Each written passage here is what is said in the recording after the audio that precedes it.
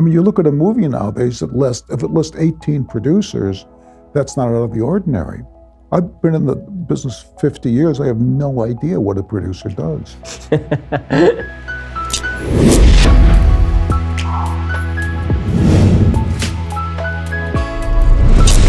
So here we are on the Sunday special with David Mamet, America's greatest living playwright and screenwriter and the author of a brand new book called Chicago. We'll get right into it with Mr. Mamet in just 1 second. First, let's talk about your impending death. So you're going to die soon. We all know it. You know it.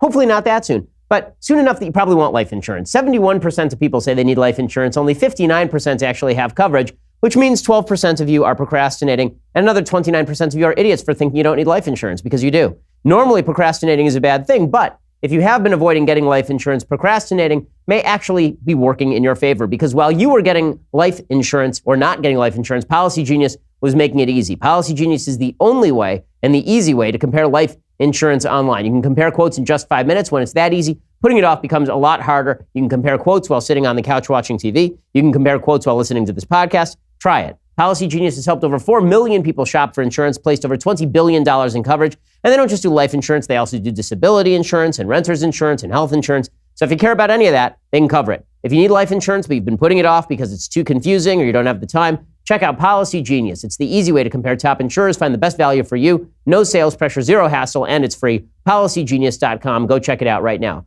Okay, David Mamet, thanks so much for stopping by. Really appreciate it. You're welcome. So for folks who don't know David Mamet's work because they've been hiding under a rock for the last, 40 years of American screenwriting and playwriting, David Mamet is America's foremost living American playwright and screenwriter. If you've ever seen The Untouchables, he's the guy who did it. If you've ever seen Glenn Ross, he's the guy who did it. And he has a brand new book out called Chicago, which is a gangster novel, and it really is fantastic. You're going to want to check it out. So David, let's start from the very beginning. How did you get into playwriting, screenwriting? How did you get into writing from the very start? Well, I was a ne'er-do-well kid, and I used to teach a lot of colleges, and they'd say, we want to have a special group of kids who just want to talk to you, so how would you like us to pick them?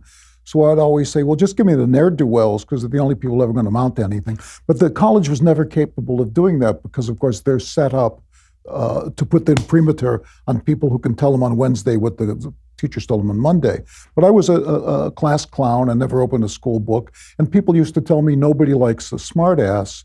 But that was the first encounter with authority where I knew they're just dead wrong, right? And it didn't make any difference if nobody liked a smartass at all, because that was the only choice I had.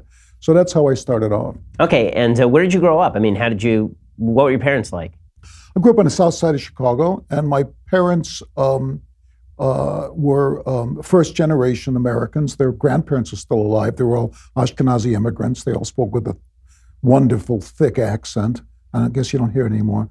And my grandmother, who raised my dad as a single mom, didn't speak very, very good English, and they were just marvelous people. So my mom and dad grew up, they courted during World War II. They got married right afterward, and my dad bought a house in something called Park Forest, Illinois, which was the first planned community. It was before Levittown. And it was houses half the size of this the studio over there. And so then we moved to the south side, and I grew up on the south side of Chicago. Okay, and where did you go to college, and when did you actually start the writing? Was it in high school when you were being a class clown, or how did that get started? Well, I started writing in high school, and I actually covered sports for the Park Forest Star. They paid me like $4 to cover the high school sports. I wrote for them. And then I wrote for my other high school literary magazine, and I went to college, and it was a hippy-dippy school called Goddard College in the middle of Vermont, and there was no school there. I mean, there was literally no school there, because all the kids of the baby boom generation were trying to go to college and trying to stay out of Vietnam, and the school expanded so rapidly that there were no dormitories and there were no classrooms, so they housed us in northern Vermont in these little cabins, tourist cabins, literally without any heat, and we had to hitchhike every day 8 miles to this abandoned town hall where there were no classes. So that was interesting. Okay, and so you started writing there, and you were writing your own plays, or? Well, yeah. You know what? I as a kid in Chicago, I was connected with Second City, which was the first improvisational theater group after the Compass. Compass was Elaine May, Shelley Berman, and Mike Nichols, and then it became Second City. And so as a teenager, 13, 14, 15 years old, I worked there as a piano player for the kids shows, and I worked as a busboy. And so I used to watch these great comics every night, doing sets, right, one after the other, and everything was a 7-minute blackout. And then I started reading plays, and I read that the people that really most influenced me were Chekhov and Pinter, because I realized what Pinter and Chekhov were doing was exactly the same thing they were doing at Second City. They were saying life is a serio-comic sketch, and I'm going to be able to reduce life to 7-minute scenes, which is basically the length of any scene, and to see if I can make you laugh and cry because of the ineffable wackiness of existence. So I discovered this, and I said, I know how to do that, right? It's just like Second City. It's a blackout sketch. So I started writing sketches, and then I wrote sketches while I was at college, and one thing led to another. Well, one of the things you're obviously very well known for is the hard-nosed nature of your writing, the fact that everything you write has a real edge to it, and that's not a pun about the movie you wrote called The Edge, but it actually is true that when you read your writing, it's very edgy stuff. Where did that hard-nosed sensibility come from? Well, I mean, not everything I write is in the Dionysian vein. I mean, I've also written a whole bunch of Apollonian bullshit. But as I say, I grew up in the South Side, and my dad did very well eventually, and he was as a lawyer. We were a staunch middle-class family, and I was a nice Jewish boy. But then I didn't have any money. I got out of college, so I started working at everything in the world to support myself. So I got a chance to hang out, to be a part of the actual working class life of Chicago. And you've written a lot about Chicago. Obviously, that's your new book is about Chicago, but it's a period piece. I mean, this is obviously written about the Prohibition era in Chicago with all the gangsters. It's sort of going over some of the same period time as Untouchables. What about that time did you find so attractive writing about? Because obviously you revisited it. Well, you grew up in Chicago, at least in the old days, 50, 60 years ago. The ethos of the Chicago came out of the gangster era. Everybody talked about the gangsters. Everybody knew somebody who knew Al Capone. Everybody had an uncle who was maybe a little bit bent, or maybe your dad or mom had been a little bit bent. And Chicago was a machine town, right? Which is things got fixed after you went up and saw the captain, as we used to say. And if you didn't go up and step up and see the captain and turn out the vote or kick back 2 weeks of your salary, which happened to my stepsister, she got a job working on the Illinois toll road, and she came back one day and said, they want me to kick back 2 weeks of my salary. And everyone said, yeah. So somebody said, who wants to live in a town where you can't fix a parking ticket? Did Chicago work? Yeah. If you were a white guy, Chicago worked pretty well. Now it doesn't work at all. I mean, it works better if you're a white guy than if you're getting killed on the South Side. But it was a working man's town, and it was a machine town. And it became clear that if you want the government to do something for you, you got to do something for them. So that was the Chicago way. Yeah, well, and that's something even I knew about. My parents are both from Chicago, and it was when my dad was growing up there. He said it was still the kind of place where you could wrap a $20 bill around your ID when you were pulled over for a traffic stop, and you might be able to get away with it. Oh yeah, definitely. I mean, when I was a cab driver, we were getting harassed by the cops all the time. I'm sure that's completely changed. So let's talk a little bit about your political point of view, because of late you've been in some political controversies in the last few years. You're obviously incredibly well known for your writing, and that means that a lot of people who are on the left, a lot of critics who tend to be on the political left, were very complimentary of your work for years and years and years. Do you find that since you've become more overtly conservative politically, that's had any impact on how the critics treat your work, or have they been fair? Well, the critics are never fair. I mean, that's what critics are. I'm working my side of the street, they're working theirs. And if you're a writer, it's a perfect example of the free market, right? I might spend an afternoon writing an act, or 15 years writing a play. The audience doesn't care, right? All they know is the price of the ticket, right? They might say, I like it or I don't like it. I don't have the right to ask them why, right? So if they don't like it, that's 15 years down the drain, especially in the theater. It opens in New York, they don't like it, you're dead. So interjected into this, as all human endeavors, are hangers-on and parasites and camp followers, which is what critics have traditionally been. They've been, some good-willed people. I was a beneficiary of a lot of goodwill, and for example, from Roger Ebert and also from Richard Christensen, the Chicago Daily News and the Tribune. But most critics they say, what do you need to do to be able to write dramatic criticism? You need to have a lack of talent to write sports. So that's true. So some people they get cross-decked over to write dramatic criticism, and generally they've been the bane of my existence. I mean, I get it, right? There's always ants at a picnic. Sometimes they come down in my favor, sometimes they came down the other side. But trying to be a good Jew, I say, wait a second, if I'm going to kvetch when they toss my work onto the ash heap, I shouldn't read the other reviews, which I know through my sixth bad sense are good. Generally, you can't survive in the United States as a playwright until you please the people in New York. And since a political conversion, the press in New York, especially the New York Times, has been vicious about, and it's a peremptory challenge, in effect. And in effect, I wrote this book, which is on everybody's bestseller list. And the question is, how did the New York Times review it? And the answer is they didn't. They just chose not to review. Okay, so, well, as they used to say in the 19th century, the doctors used to say, we have to wait and let the disease declare itself. So as we've seen now in our country politically, the disease has declared itself. Okay, let's talk about your politics. Were you always politically conservative? Did you sort of find yourself on the political right? How did you end up identified as somebody who is politically conservative Republican, if you're comfortable with that label? And where do you find it? I mean, what is your political label? Well, curiously, I think I'm a complete conservative and a strict constitutionalist. But when you say Republican, my blood runs cold because everybody I ever knew and everybody who they ever knew was a Roosevelt Democrat, right? And the Republicans were the guys with the white plastic belts playing golf at the country club. But I wrote a political play.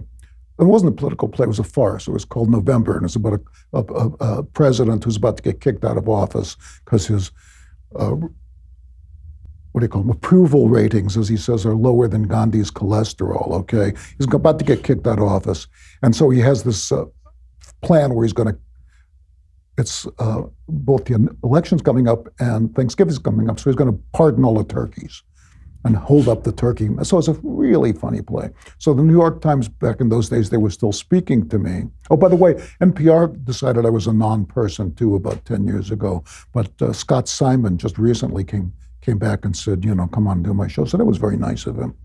So they're doing my play November on Broadway. It's hysterically funny. So they asked me to write a piece for the New York Times, because back in the days when I was a pre-non-person, that's what they did if you were. So I wrote a play, a piece for the New York Times called Political Civility, based very much on the teachings of my great friend and great teacher, Rabbi Mordecai Finley. And he said, okay, I said in the piece, we have to be civil to each other. I said, we have to be able to state the other person's point of view in such a way they say, yes, that's what I mean. And then they ask me, and I have to be able to state their point of view, and they say, yes, what I mean. And then we're going to adduce facts upon which we can agree. We say, if we can't agree on them, throw them off the table. All we're going to have on the table is facts upon which we agree. And then we'll reason from those facts. And in fact, come, let us reason together to see if we can arrive at some mutual understanding. So I wrote this thing about political civility. And I said, I find it's also important to be civil to myself, because all my life I've referred to myself as a brain-dead liberal. I said, there's a lot of truth in jokes. So I said, I have to stop and say, wait a second, why are you maligning yourself? Is this platform something which you believe or not? It's a great middle-of-the-road piece, blah, blah, blah, New York Times, As we say, we can deal with the Christians, God help us with the German Jews, right? So I wrote the piece it was for the Village Voice. I wrote it for the Village Voice. Meanwhile, New York Times come out and play a terrible review. So the Village Voice takes this piece I called Political Civility, and they retitle it, Why I Am No Longer a Brain-Dead Liberal. Front page. Okay, kaboom. New York Times comes back and re-reviews the play November, gives it a worse review, and I find myself out in the cold. And I said, oh, okay, I got to figure this out.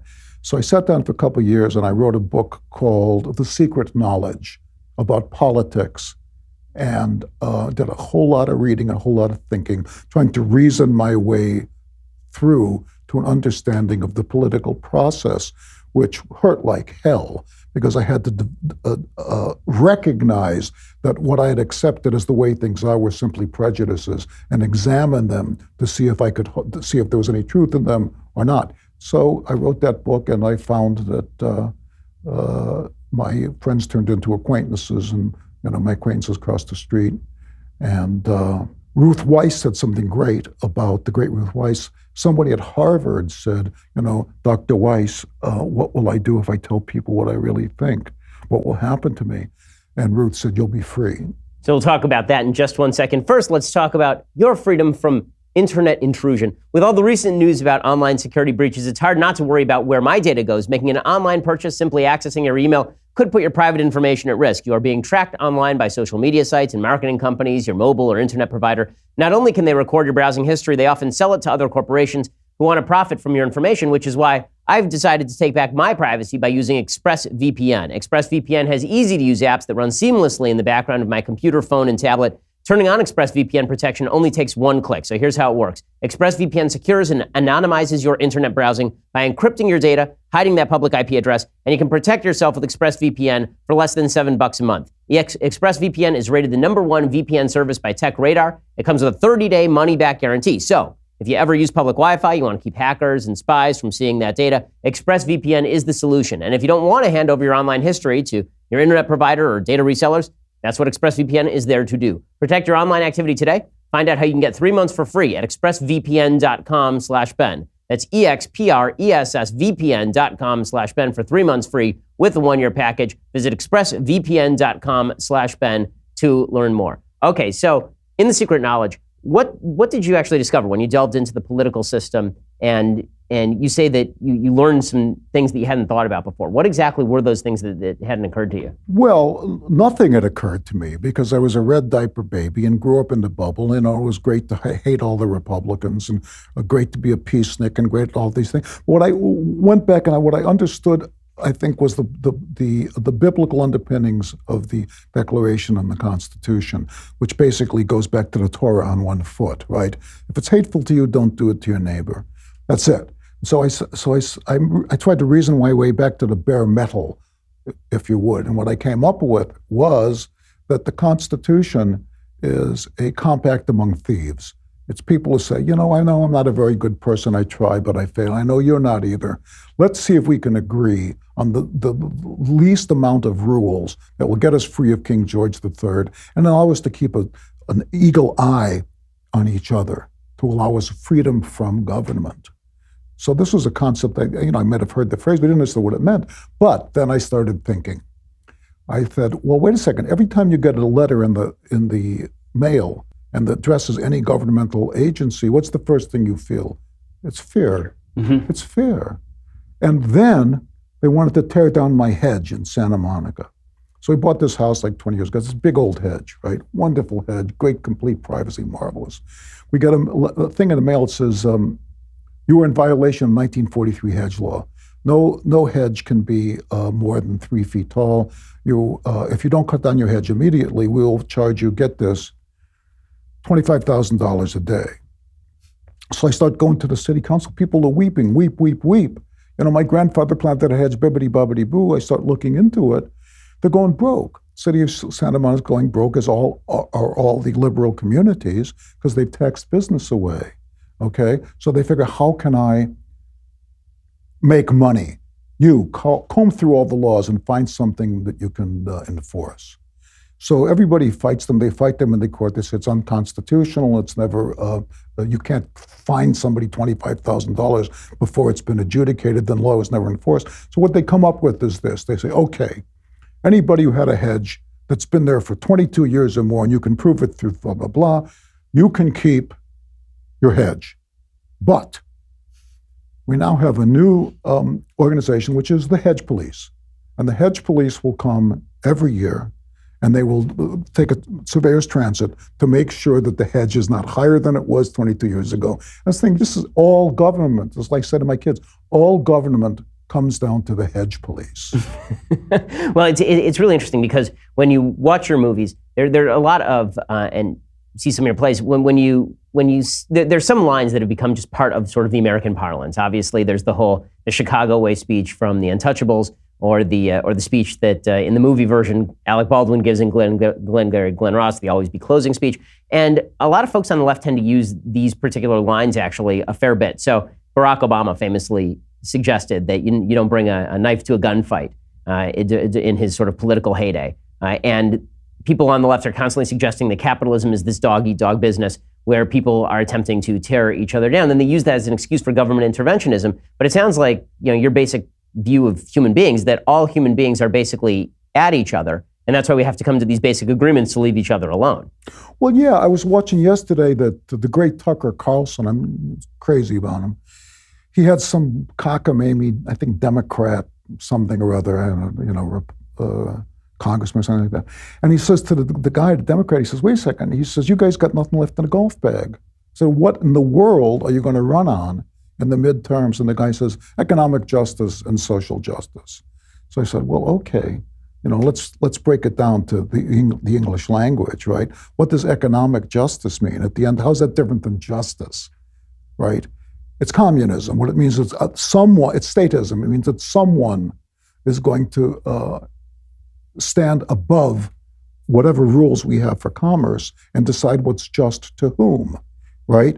So as Tom Sowell said, when ever anybody says it's going to help A, you say, well, who's going to hurt, right? So economic justice is, at the end of the day, it's communism. It's saying, and communism is someone's going to be in charge of saying what you have to give to me, and I'll keep what I think I want and give it back to you. Which brings me back to when I realized that the whole the Marxian idea, from each according to his ability to each according to his need, really begs the question, because the term which is missing is the state shall take from each according to his ability, which means the state's going to determine what your ability is. The state shall give to each according to his need. I'm the state, I'm going to determine what you need. You don't determine it anymore. You don't determine what your ability is, the state does. So much for economic justice. And I thought social justice, how's that different than decaf justice, right? Regular common garden decaf justice, right? So justice is drawing a line. That's what justice is, like taking a line of type and justifying it. I'm going to say this is in, that's out. Is there going to be injustice in terms of justice? Yeah, sure. Talmud says, right, where there's law, there's injustice. Okay, great. We're going to have a line, right? Social justice means there's no line. Whoever's screaming loudest gets to say, this is what you have to do. So you say, wait a second, let's refer to the line, let's refer to the law. They say, no, throw out that law. The law is insufficient. And I got a guy talking to it shul. He says, well, obviously the Constitution's out of date. How would a 40-year document possibly be relevant? I didn't want to say, well, then why are we sitting here reading the Torah? But so what I said was, wait a second, okay, let's say it's out of date. How are you going to fix it? What do you suggest? And more importantly, what are the rules by which you suggest we're going to go about fixing it? Because social justice is fascism. That's what it means. It means that the group of people who screams the loudest gets to determine what the law is, and that always ends in murder. So there are two wonderful phrases, economic justice and social justice, which don't mean nothing, as the semanticists would tell us. They mean something. And what the first thing they do is they're an aesthetic. So how much should politics play into the art that you make? You sit down to write a book, you sit down to write a play or a movie. How do you filter out your politics, or do you just sort of let it flow? Does it just sort of find itself? The main thing is, like in the last hour of the day, I have to stop listening to Mark Levin. That's the main thing. He's a pretty smart guy, but he gets tired, and so he gets irate, and I get irate. So the main thing is, for me, is listen to the radio a lot less, read the newspaper a lot less. And I spent like the last couple of years writing political essays. And I just said to my assistant, file them. I mean, burn them if you want to. I know what I think. Nobody else really cares what I think. Let me get on with going back to being a gag writer. see if I can make people laugh once in a while. And one of the things that's driven people on the right absolutely insane is obviously the dominance of the left in the cultural sphere. And my good friend Andrew Breitbart, who I think you knew, Andrew was fond of saying that culture is upstream of politics, that more people are shaped in the country by sort of the culture with which they engage, television, movies, entertainment, because we spend a lot more time engaging with that content than we do with political content. Do you think that's true? Do you think that people... Yeah. There's a guy who wrote a book, his name is Paul Ingrassia, and he wrote a book, I believe, called Crash Course or Crash something, about the merger of Chrysler and Fiat, right? And what he says in that book is really important to me. He says culture will outdo organization every time, because culture is the oral Torah, right? Upon which our understanding of the written Torah is based. Now, so my wife is, every year she goes back to visit the old folks at home in Scotland. So I spent like 3 weeks alone forgiving her, okay? So I was watching a Turner Classic Movies. I love old movies, right? But they ran out of old movies. So they're running like Lassie Come Home Part 2, all of that. I get it already. How many times can you watch Lawrence of Arabia? So I started looking at on-demand movies, right? New releases, on-demand movies. And I've just seen a couple good movies over the last 10 years. Most of these movies are garbage, and not only are they garbage, they're a form of cultural obscenity, because they're either kiss kiss or bang bang. They're either simulated or non-simulated sex, or they're a sadomasochistic fantasy of violence. So I'm thinking, well, okay, left, right? Okay, Hollywood, if you're really interested in not mistreating women, don't do the sex scene. Knock it off. Learn how to write, for the love of, right? Because that's why the sex scene's in there, because people can't write. I say, if you're really interested in doing away with gun violence, why do you have a gun in every poster of every movie ever made? Where are people shooting each other? Why are they carving each other up? Well, the reason is that the people who write these things don't have any skin in the game, because they can't write very well. So if they don't get any joy out of figuring out a plot, what they're going to do is they're going to put, Adolf's meat tenderizer in everything, which is either sex or violence. How do you think that impacts the culture? Do you think that has an impact on politics more generally, or do you think that it's sort of just the background noise? Like when people go to see a movie, do you think that actually has the capacity to shift how people think? No, absolutely not. Well, I don't know, but that's good. It's a good question, because it doesn't have the capacity to make people better, which is the other obscenity, that movies are supposed to raise our consciousness, right? By saying deaf people are people too, black people are people too, gay people are people. The only people who aren't people too, you'll notice, are the Jews. We Jews are not people too, but nonetheless. So movies don't make people better. So the question is, I think hydraulically, I have to say, do movies make people worse? I got to say, probably not. With all of that said, do you think that the obsession that people on the right have with sort of left-leaning and bias in Hollywood, do you think that's overstated? Because if it turns out that culture doesn't really change people's minds on various issues or play into politics all that much, should we stop worrying about the sort of movies that we see quite so much, or should we kind of let it go? Or is it something that the right has a reason to be obsessed with and upset about? Well, what are you going to do about it? I mean, what concerns me is blacklisting in Hollywood, because I've been in show business for 50 years, and most people in my family are in show business, and I don't know what their politics are, but I know that I get tales all the time of, and people come up to me on the street and they'll say, "Oh, Mr. Mamet," and they'll whisper. They say, I read your book. I don't know. Man, that's sick. I mean, because everybody who's not above the line, which is to say a featured player in Hollywood, is in the closet if they're a conservative, because they'll lose their job. Yep, and I wrote a 400-page book, actually, specifically about this. It was very funny. I went into all of these producers in town wearing a Harvard Law baseball cap with the last name Shapiro, and they obviously assumed that I was on the left. And then I would ask them questions about whether they discriminated against conservatives in Hollywood. And they said, absolutely. Yeah, absolutely, we'll fire people. We'll try to make sure that nobody can get a job if they're on the other side of the aisle. Here's my theory. My theory is that because the left has taken over the commanding heights of culture, because they've basically decided they're going to sneer down their nose at everybody who disagrees with them, the entire middle of the country, that because of that, the right has responded by saying, we're going to respond politically. We're going to take over the politics of the country in response to you, because we're so angry. We can't take over Hollywood, but what we can do is vote. We can definitely vote. We can get out there and we can vote our people in, and then the left responds to those votes by getting even more angry and making the culture even more degraded. It used to be that there was a common culture we all shared back in the 1950s where people only had 3 channels or 2 channels, and we all watched the same sort of stuff. and we all watch the same sort of movies. There was a common background to our culture, and now the culture has fragmented, but is essentially to the left, and people have responded to that left-leaning culture with a right-wing politics. Do you think that there is any hope that culture is infiltrated by conservatives anytime soon, or that we come back together? Or do you think the political split is just going to get worse, exacerbated by culture? Oh, that's a good question. I don't know. I mean, I'm not that concerned about Hollywood culture. I'm very, very concerned about education. But there seems to be, maybe I'm crazy, a little bit of groundswell under the premillennials of saying, wait a second, let me think about this. I don't want to have my head stuffed full of trash. I don't know. I always thought as I get older, that it's not that people change, but rather that they die. So that my generation, one generation passes away, another generation comes up. But the Earth, in spite of global warming, endures forever. So there's a new generation that's coming out of the center of the country and out of younger people, and we're going to have a different Supreme Court. And eventually, the people on the left have to stop screaming.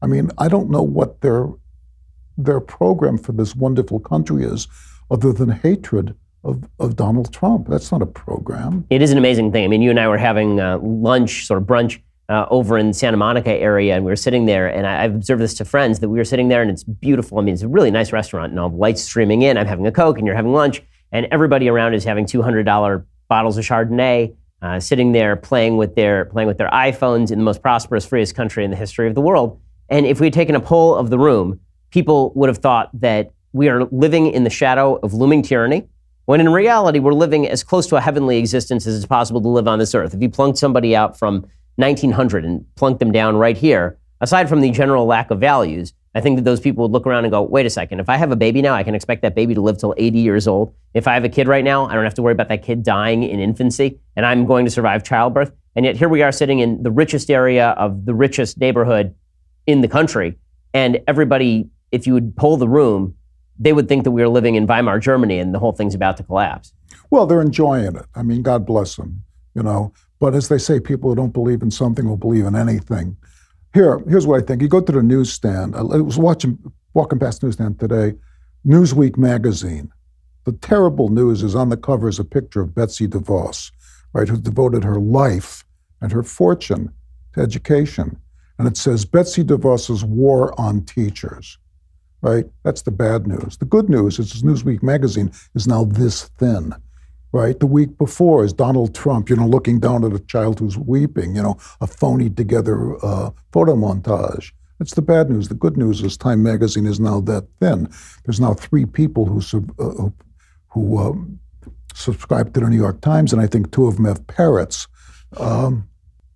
So things are changing. Are you optimistic for the future of the country, or do you think that... Yeah, I feel incredible. Somebody said a long time ago, they said, no democracy survives more than 300 years.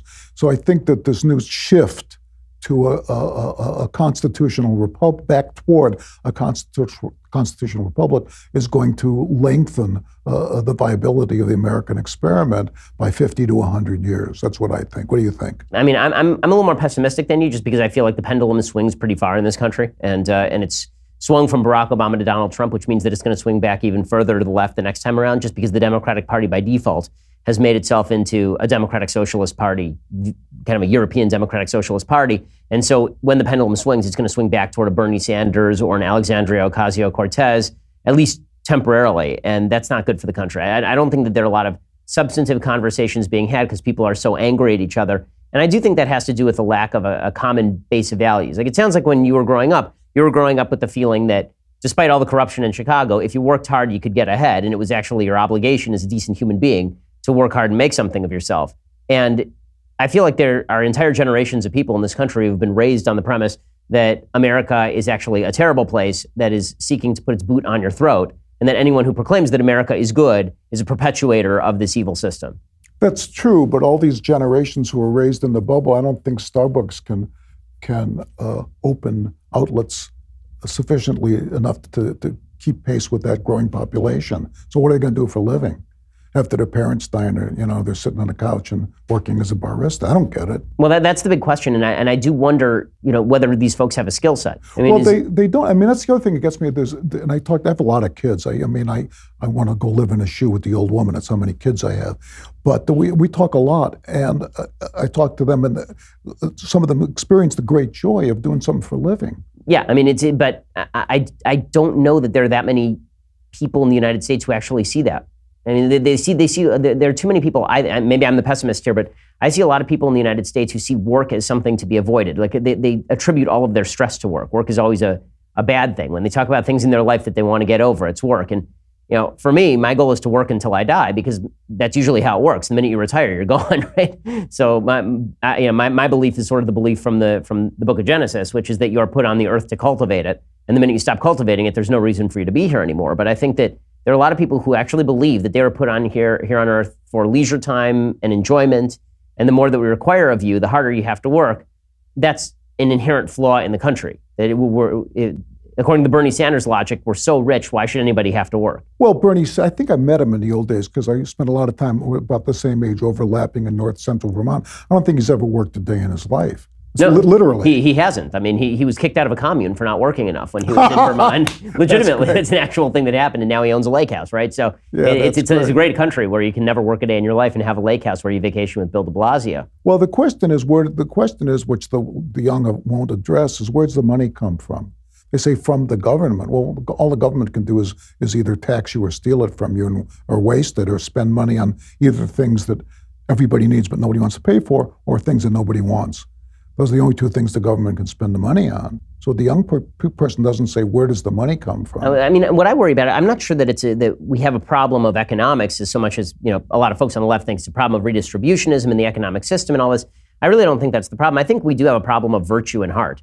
I think that I think there's a giant hole in the middle of the American soul that has been carved there by 40, 50 years of dependence on government and a belief that there is no higher calling for you, that your job on this earth is basically to experience the most pleasure possible and then die.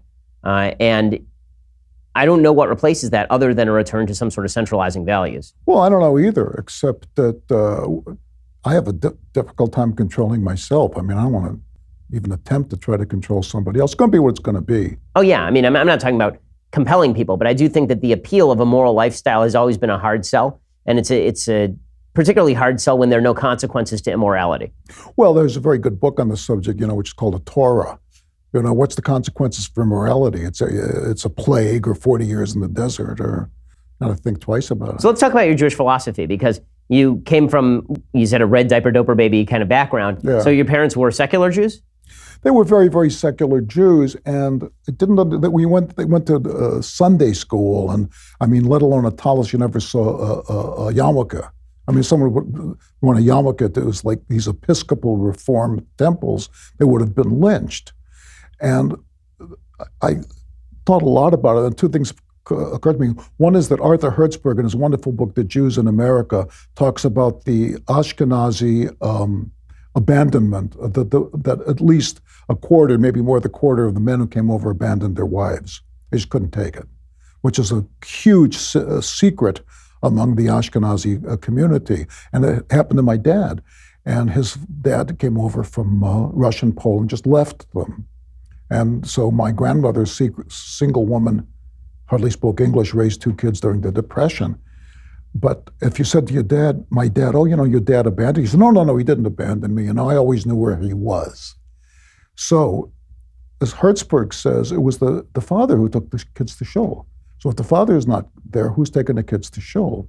The other thing about assimilationist reform was that these young people wanted to be American. Right? They didn't want to be European. They wanted to be American. Being Jews was tough. And they encountered a lot of anti-Semitism in those days. And then, if that weren't bad enough, Europe killed all the Jews.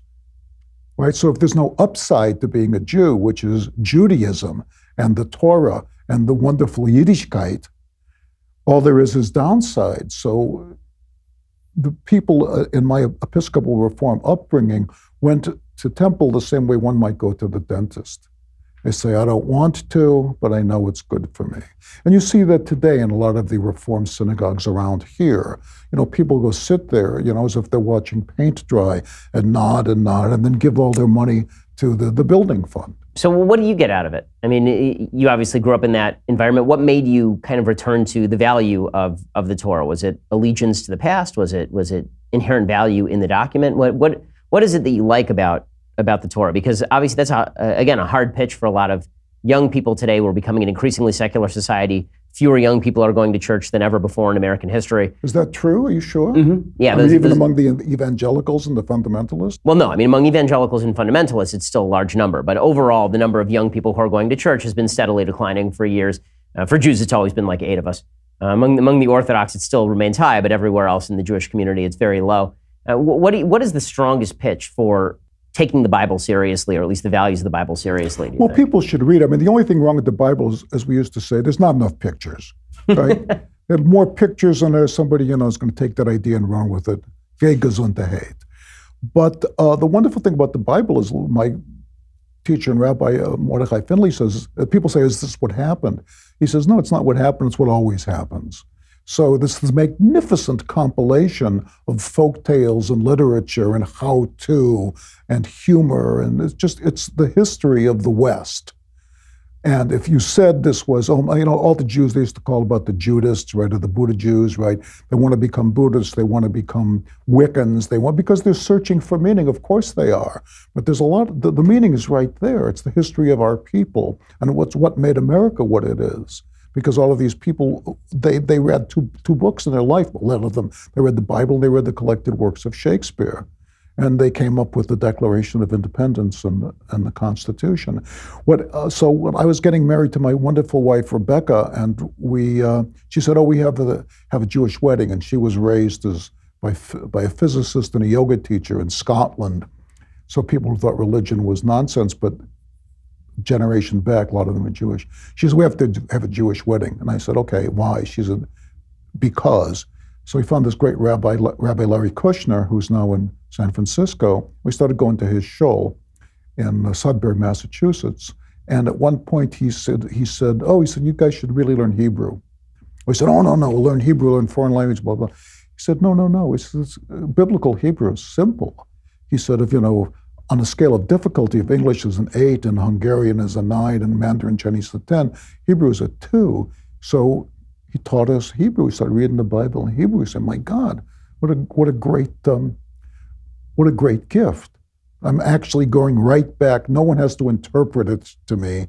I'm going right back to the actual word that was written 3,000 years ago. Well, I think what you say about the impact of biblical kind of foundations on Western civilization, that's one of the reasons why I don't think it's that people reject the Bible and therefore they reject kind of the American tradition and the Western tradition. I think they reject the Western tradition and the American tradition, and therefore they reject the Bible.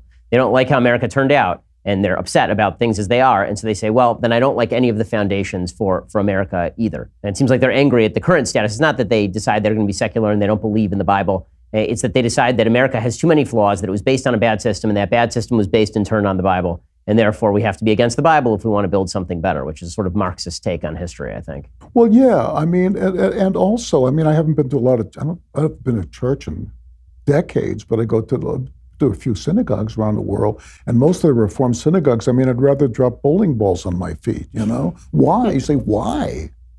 I don't get it. But there's nothing there. So there are some wonderful people among them. Again, I'll mention my rabbi who's an absolute genius. So we go every week and he talks about the Torah and talks for a couple hours on a Saturday. And he's an absolute genius, says things that you never thought about before because he's devoted his life to trying to understand that document. Well, understanding history, I think that then as an Orthodox Jew, somebody who takes it very seriously, understanding history and understanding where we came from, I think if you don't understand that history, you're not going to understand, as you say, America, and you're not going to understand what makes America a wonderful place and how we got to this place in civilization in the first place. It's easy to pick off the fruit of the tree after having burned down the trunk, which is, I think, what so many people are trying to do right now. I want to ask you, you mentioned earlier that you think the writing in Hollywood, the quality of it has declined. Number one, why do you think that is? And number two, if you had to name 5 movies that are not your own, that you just love, what would those movies be?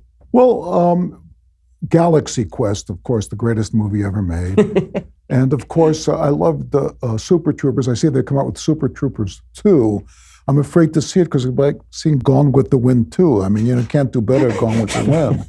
The Godfather is, I think one of the great gems of film literature. And I like The Killing by Stanley Kubrick and Dodsworth by William Wyler.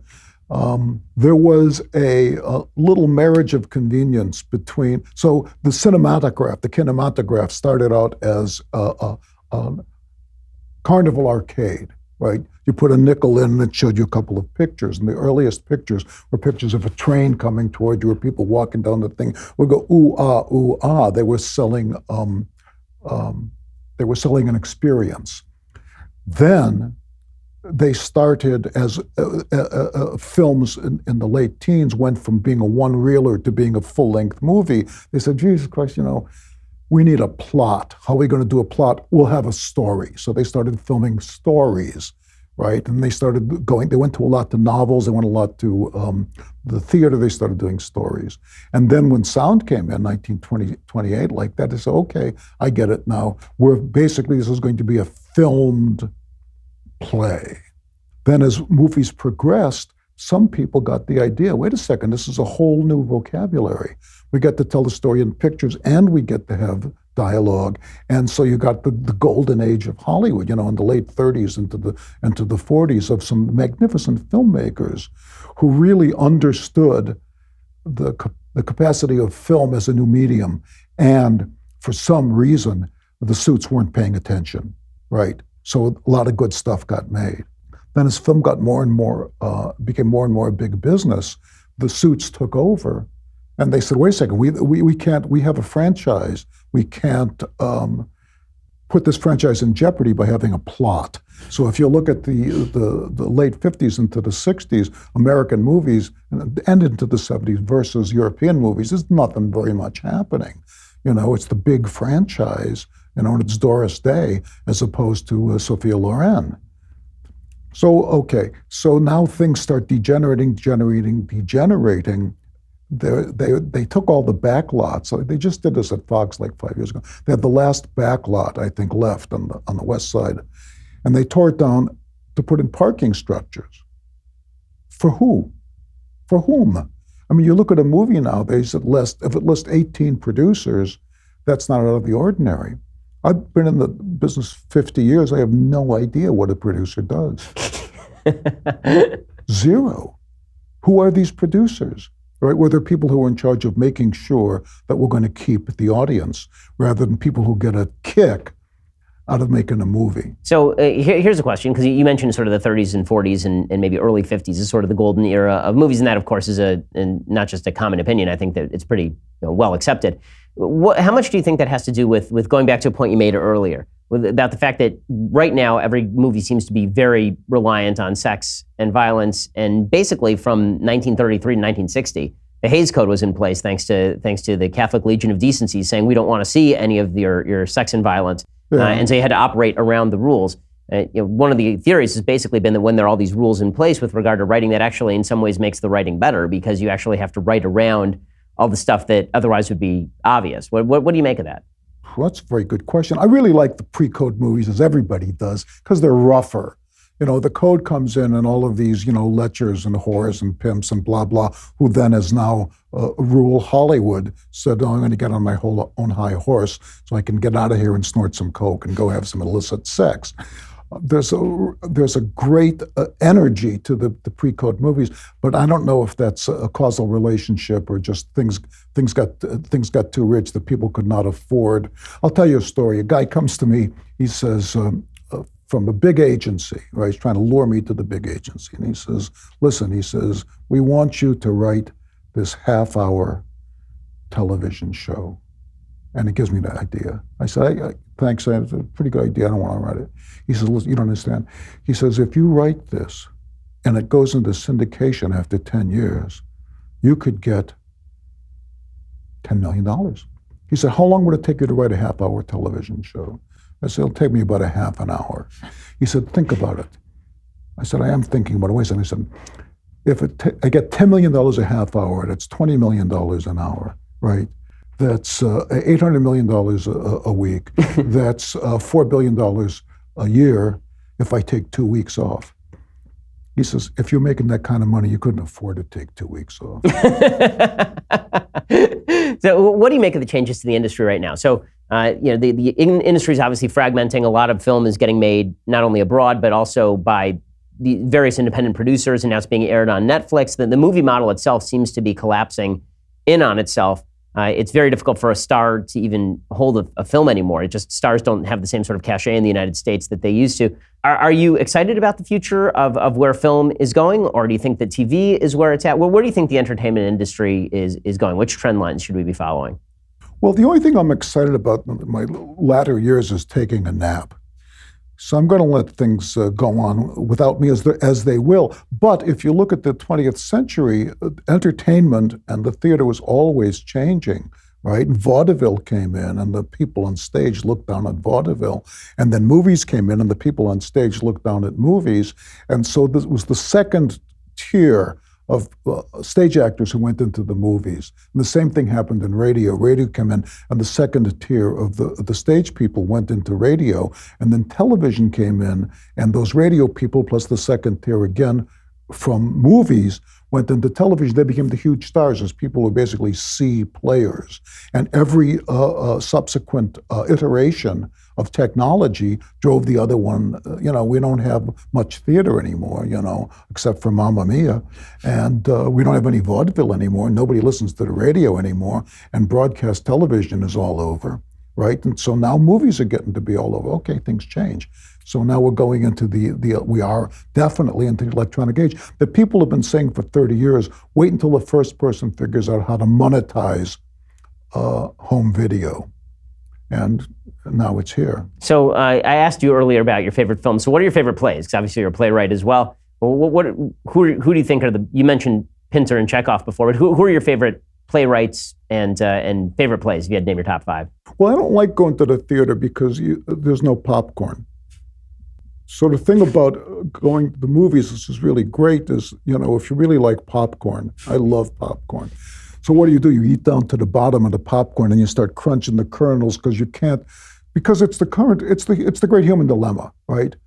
I want some more popcorn, but I don't want to shame myself by going back to the popcorn thing again. So I'm getting so what happens is the last little bit of kernel, you get that little thing stuck in your teeth, And so you spend the rest of the movie picking that out so that the movie doesn't have to be that interesting. Okay, well, it's really a pleasure to have you here, and I'm so glad that you could make the time.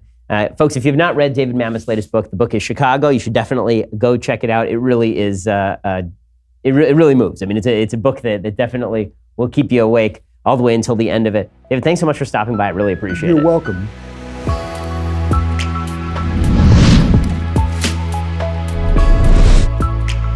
The Ben Shapiro Show's Sunday Special is produced by Jonathan Hay, executive producer Jeremy Boring, associate producers Mathis Glover and Austin Stevens, edited by Alex Zingaro. Audio is mixed by Mike Coromina. Hair and makeup is by Jesua Alvera, and title graphics by Cynthia Angulo. The Ben Shapiro Show's Sunday Special is a Daily Wire Forward Publishing production. Copyright Forward Publishing 2018.